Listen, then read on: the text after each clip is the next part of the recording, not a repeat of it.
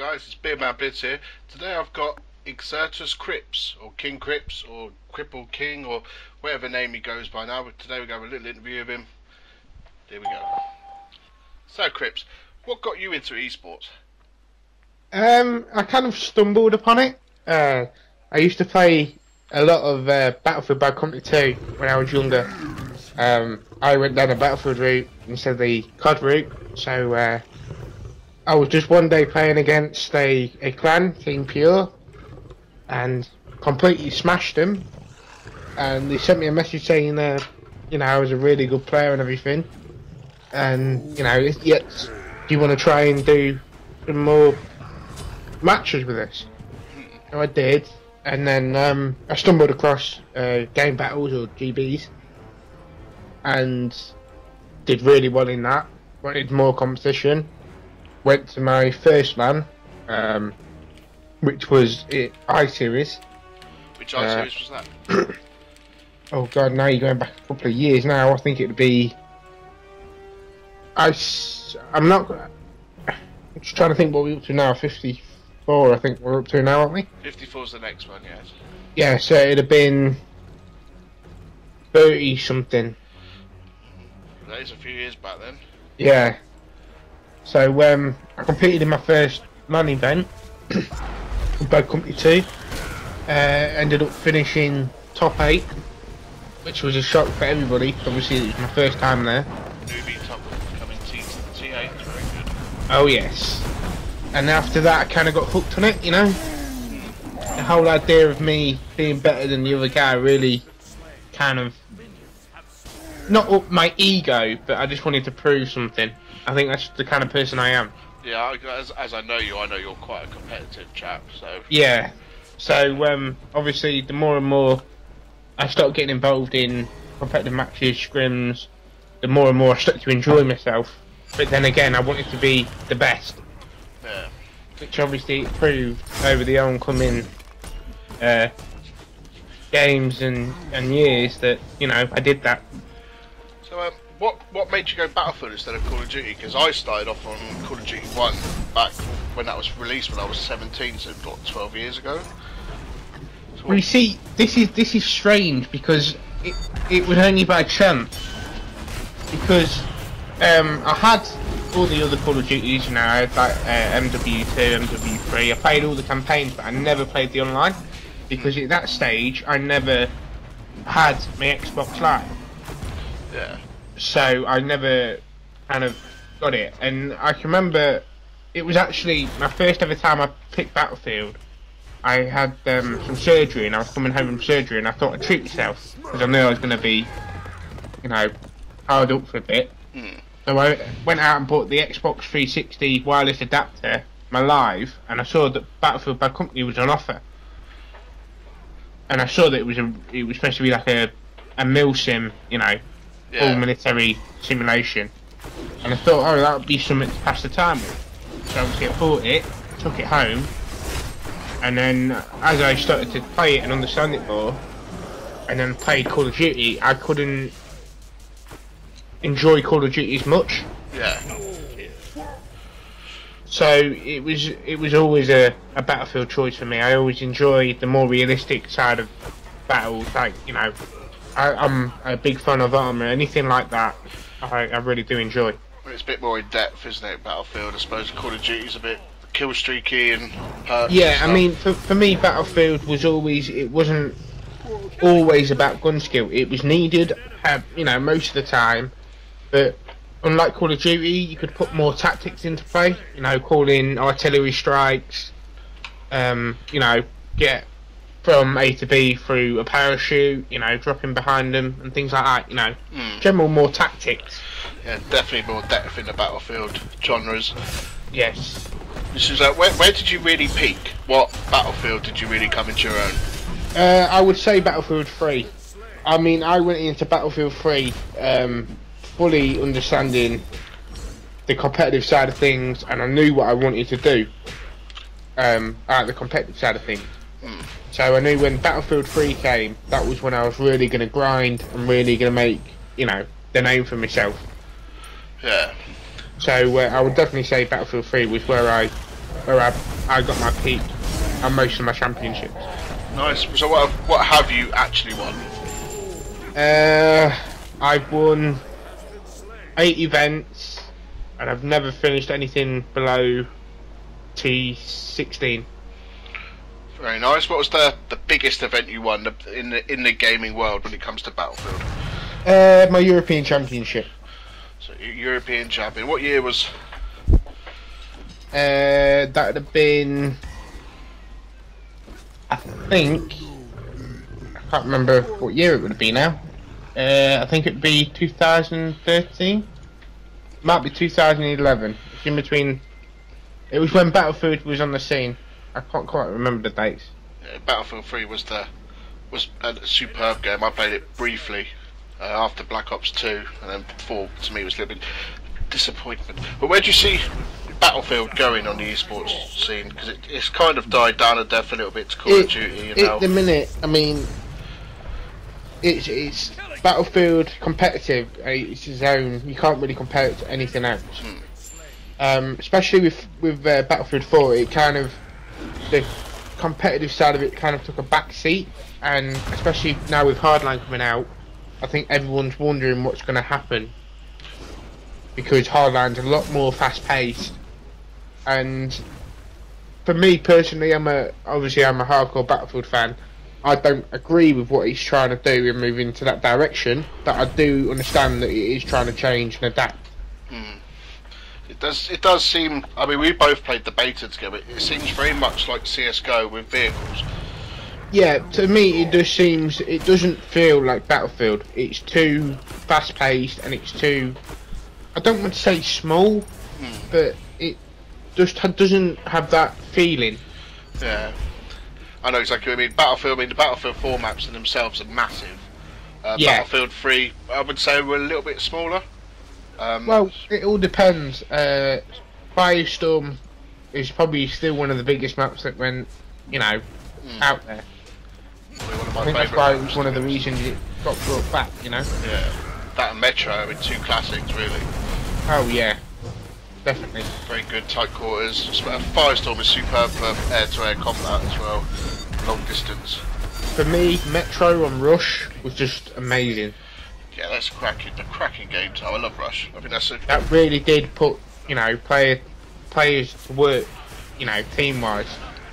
And that's the big difference, isn't it? With Call of Duty, Battlefield is you have to work as a unit on Battlefield. With that many people playing, if one of you decides to do his own thing and run around and try and kill everything, it doesn't work. You're letting down the rest of your team. You can't. One person on Battlefield cannot change the whole game. Yeah. Doesn't matter how good you are. Doesn't matter how many people you kill. You need to be working on the same page. 100% agree with you. Who is there anyone in the scene that inspires you? Doesn't matter what game, what type, what org. Anyone that you kind of feel that you'd like to not be like, but be as successful as? I don't want to sound too egotistic, but I haven't really got an idol. I've always wanted to kind of be the idol.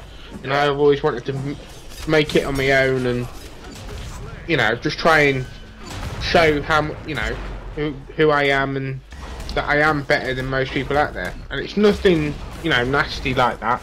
It's just that I want to be better than the other person. It's just my competitiveness. So, like, say, if you got to the level of Scump from Optic, I mean, would you push further? Because I mean, Scump is a superb player, probably one of the best on that team. You would, if you got to that kind of level where he's very renowned, you still want to surpass that. Yeah, there's never a limit. I don't think anyone should be able to think about that, because you can always improve. Okay. Everyone can always make improvements, no matter what it is. You're always learning. Such a little perfectionist, isn't you, Cripps? Oh yes. As you should be. Now, obviously, you're with Exertus, and you were with Xenix before, as one of the GMs. We won't go into Xenix. Who were you with before? Well, basically, it's kind of the same. Do you mean org-wise? Yeah, organisations. Who have you played for? Obviously, Pure. I played for Merc Company for 3 months on Battlefield 3. A short period at TCM, and obviously Xenex and Alpha Whiskey Company. Alpha Whiskey, remember them back in the day? Which were a bunch of GB warriors. So now you're obviously part of Exertus. What's your role? I manage all the PC teams for Exertus, and I general dog's body. I think it's the word to say. Nice. And you're obviously what teams are you looking at? What do you think is, because the PC world is completely different to the console world, what do you think is the big games to go for? Because Call of Duty's got enough. PC is irrelevant, so it's games a bit like Dota, I suppose. At the minute, personally, I've been looking at Smite Team, CS:GO, LoL, obviously Battlefield, but that's a bit touch and go at the minute because I don't know if I would like to compete again. Well, obviously, yeah. Since moving over to PC again, I don't know if I would like to do it or not. I mean, you're quite happy managing it at the moment. Yeah, I think at the minute my expertise is needed to help Exertus grow. I think at the minute it's not needed for me to step up and play at this moment in time because people are relying on me to kind of set a foundation for them, which I've got no problems in doing. You know, I'm here to help anybody. There you are, I can testify to that. You help me quite often enough. So obviously we do a lot of work with Nifty, both of us. What do you think of Ben? I mean, I love Ben, but he's massive especially in the console scene in the UK. I absolutely adore Ben. I met him at I-Series. I've known Ben for a while, but I finally met him at I-Series. I think it was I-53. Yeah. And you know, he's just everything you see on the tin really. He's just such a nice guy, an easygoing guy. But when it needs to be done, you know, he gets it done. He does. I can testify to that as well. So where do you see the esports going? Do you think it's going to stick to console? Do you think the PC will take over?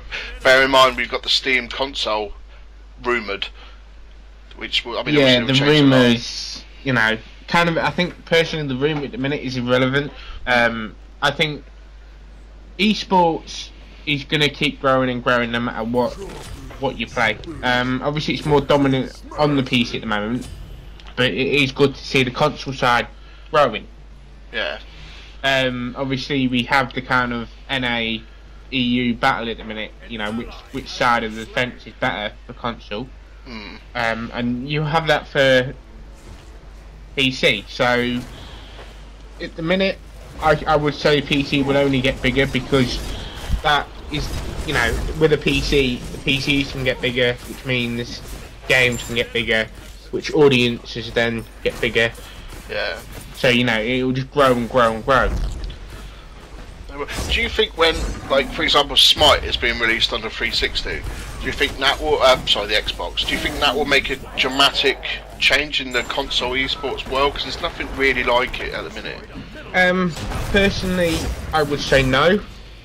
However, it would be nice to see, you know, a different side of it. Yeah. However, I think because it's been on PC for so long already, and the audience is already there for PC, and it is a free-to-play game on PC that doesn't really take much hardware, you know, you don't need that, you don't need a really massive graphics card or anything like that.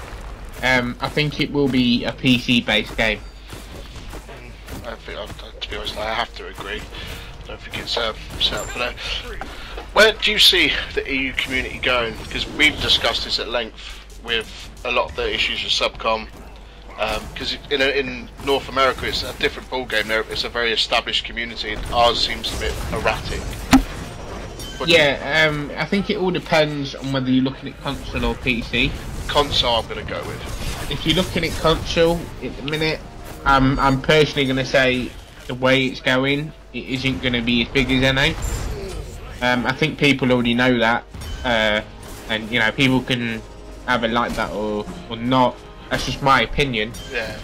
But the way certain people act and the way kind of it's being managed, I would say, isn't very professional. So obviously, you can't grow on a broken foundation.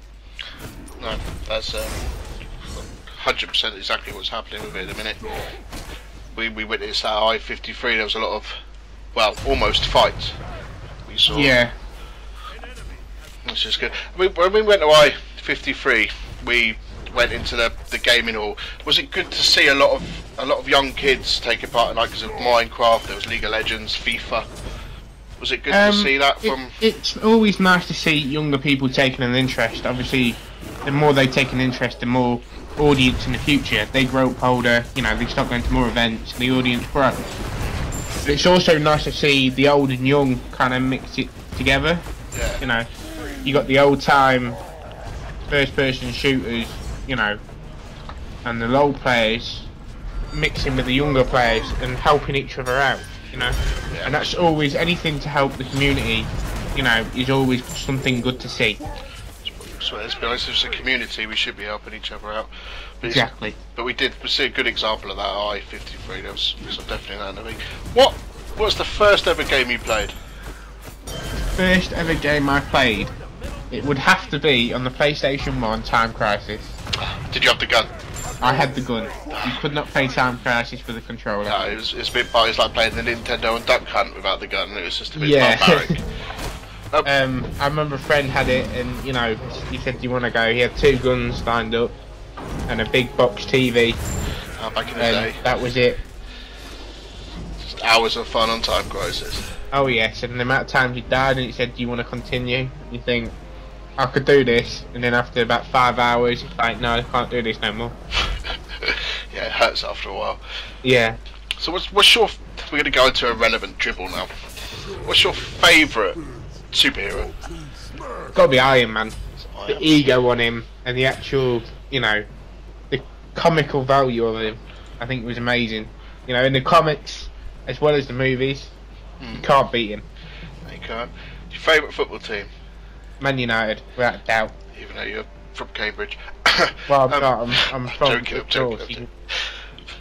So, who's your, like, who you used to work for Lotus, I remember that. Who's your favourite Formula 1 driver? Like, it has to be Lewis Hamilton. He's got such respect for the team, and you know, he's an excellent driver. You could put him in a go-kart and he could still, you know, do well. Which obviously he did, because he won many trophies in a go-kart. But Yeah. So you're a Mercedes fan then? do you know what? I've always been a Mercedes fan, and when I heard they were going back to F1 a couple of years ago, it kind of made my day. Bless your little cotton socks. Alright. I think that, Crips, is all I need. Alright then, sweet. You little gem. Thank you very much for your time. Yeah, you too. And thanks for having me. I'm always happy, babe.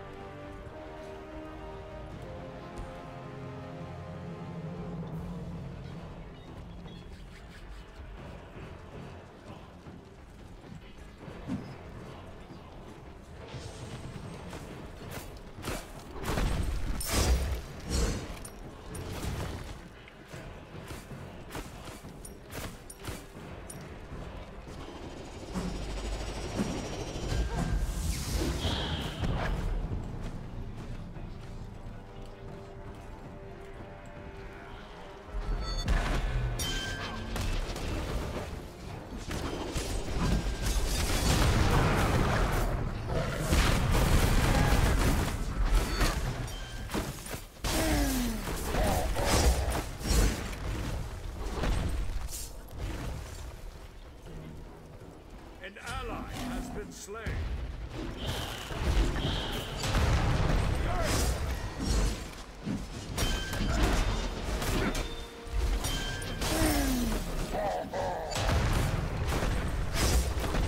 An enemy has been slain.